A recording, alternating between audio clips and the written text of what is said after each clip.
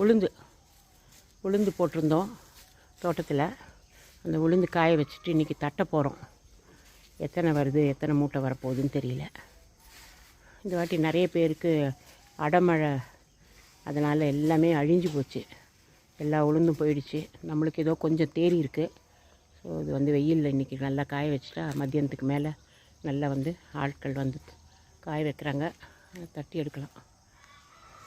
எல்லாம் இங்கே தோட்ட வீட்டில் காய வச்சிட்ருக்கோம். இங்கே கொஞ்சம் போட்டிருக்கோம். சிவாடா தோட்டத்தில் உளுந்து காயுது.